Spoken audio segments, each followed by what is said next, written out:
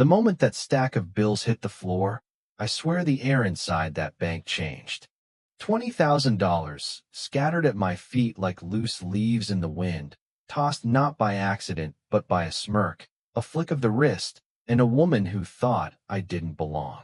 Her name was Madison Sharp, a senior teller at Glenhust First Savings. Mine?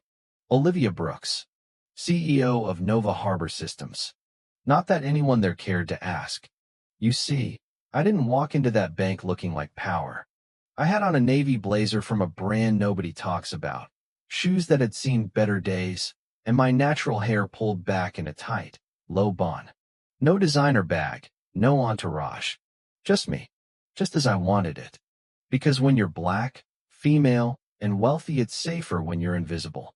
I was there to pull cash for the family of Jerome Williams, a longtime janitor at a company we were about to acquire. He'd passed suddenly. Heart attack. His wife couldn't even afford the funeral.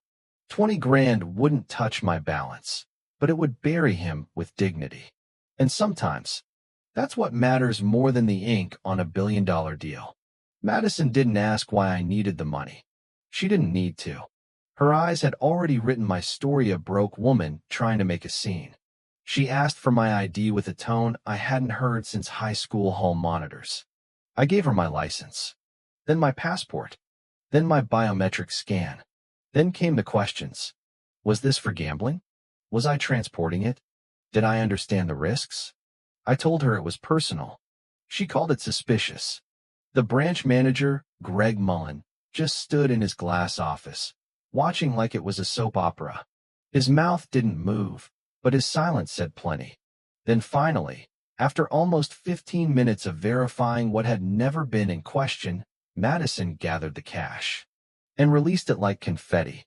Oops, she said, hands to her mouth, eyes dancing. A younger teller near the vault giggled. Someone behind me snorted. It wasn't subtle. It wasn't professional. It was a message. I bent down without a word, collected every bill, counted it twice, and looked Madison right in the eye.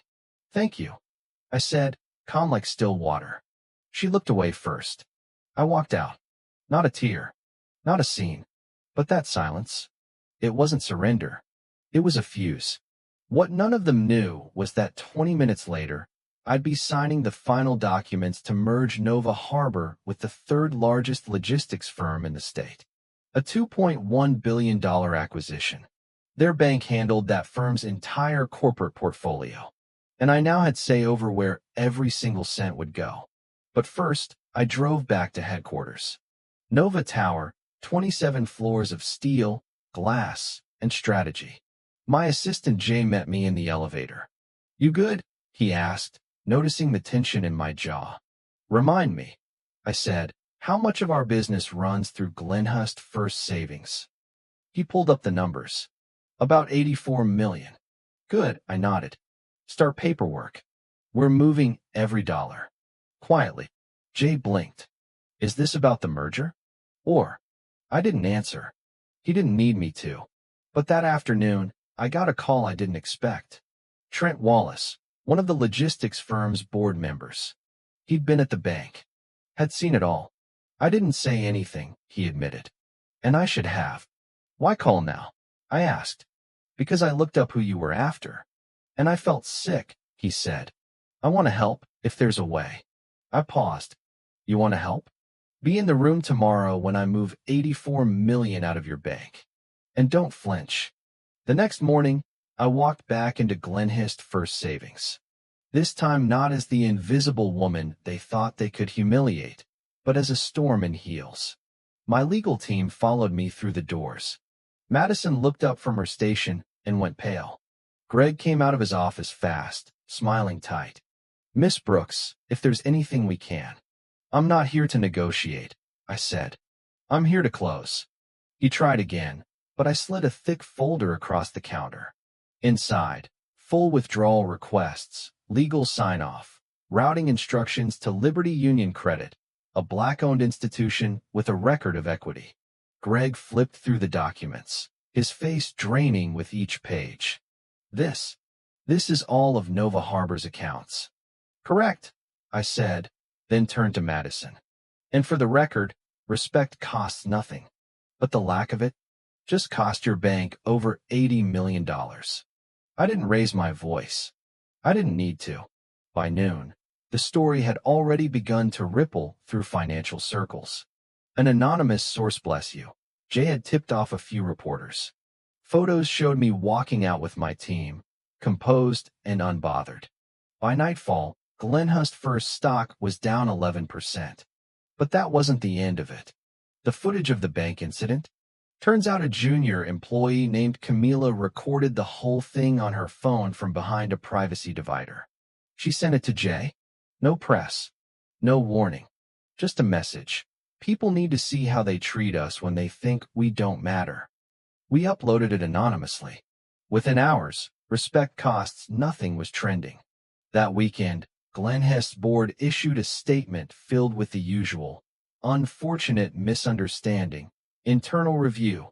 We remain committed to inclusion. But the footage said otherwise. Madison's smirk, Greg's disinterest, the scattered bills, the laughter. 3 days later, I launched the Althea Initiative, named after my mother, a public school principal who taught me dignity doesn't come from titles, but how you carry yourself when no one claps. The initiative started with $3 million from my own pocket and a simple mission: to fund education and mentorship for women of color in finance and tech. Camila?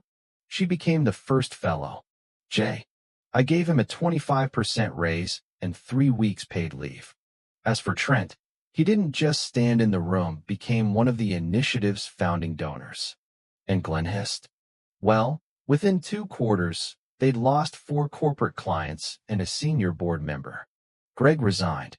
Madison deleted all her social media after a tone-deaf apology went viral for all the wrong reasons. Sometimes power looks like silence. Sometimes it looks like a woman picking up scattered bills without saying a word, and then dismantling your institution with grace. I didn't do it to punish them. I did it to remind them, to remind all of us, that the real currency isn't money, it's dignity. And the moment you try to take that from someone, well, don't be surprised when they walk away with your bank in their rearview mirror. So tell me, have you ever watched someone underestimate the wrong person? Drop your thoughts in the comments. Share this with someone who needs a reminder that grace is never weakness. And don't forget to subscribe for more stories where justice doesn't always knock loud, but it never leaves quietly. Thank you for taking the time to listen to today's story on Store of Good Stories. If this story touched your heart or made you think, don't forget to hit like and share the video to spread this positive message to more people. And if this is your first time here, make sure to subscribe and turn on the notification bell so you won't miss any of the meaningful stories we share every week. Your support is the biggest motivation for Store of Good Stories to keep bringing heartfelt and valuable stories to you. See you in the next video.